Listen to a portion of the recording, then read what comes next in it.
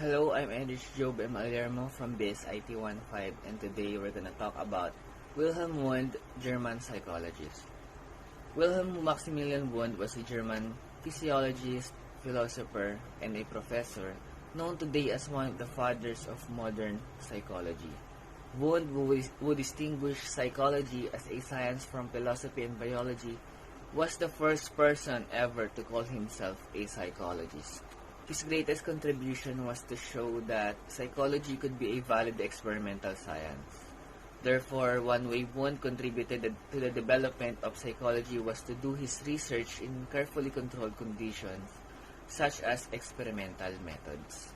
Wilhelm Maximilian Wundt is known to posterity as the father of experimental psychology and the founder of the first psychology laboratory, whence he exerted enormous influence on the development of psychology as a discipline, especially in the United States.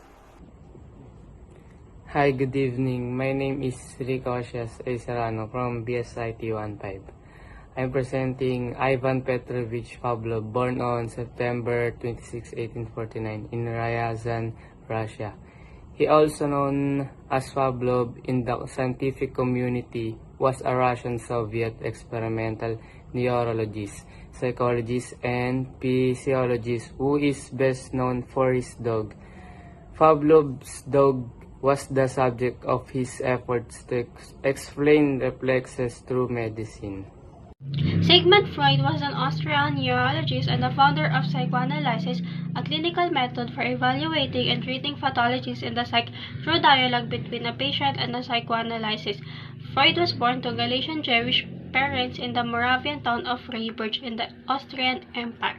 Freud's theories were enormously influential but subject to considerable criticism but now enduring his life. However, his ideas have become interwoven in the fabric of our culture, with terms such as Freudian sleep repression and denial appearing regularly in everyday language. Freud theories include unconscious mind, personality, life and death instinct, psychosexual developments, and also mechanisms of defense. Hello, I'm Robel Buiza from BSIT 15. Today we're going to talk about Alfred Adler, psychologist. Alfred Adler was a physician, psychotherapist, and the founder of Adlerian psychology, sometimes called individual psychology. He is also a psychiatrist who is best known for forming the school of thought known as individual psychology. He is also remembered for his concept of the inferiority feeling and inferiority complex, which he believed played a major part in the formation of personality. Hi, I am Kenyon Martin S. Escandor from BSIT 15, and the story I chose was about Albert Bandura. Albert Bandura, born on December 4, 1925, at Mundare, Alberta. He died on July 26, 2021 at Stanford, California.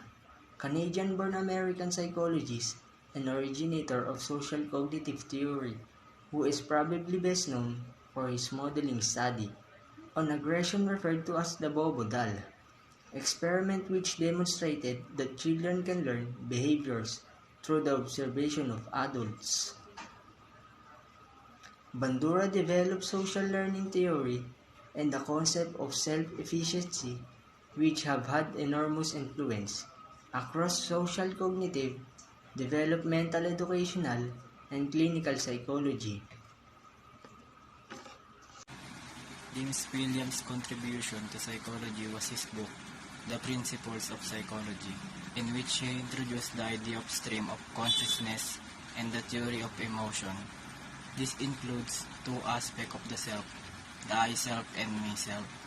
The I-self reflects what people see or perceive themselves doing in the reality, while the me-self is more referring to individuals' reflection about themselves. Hello, my name is Darylle Concepcion, BSIT 15. Hardung's theory is the collective unconscious. He believed that the human psyche had three parts: the ego, personal unconscious, and collective unconscious. Finally, his dreams analysis was broader than Freud's, as Jung believed that the symbol could mean different things to different people.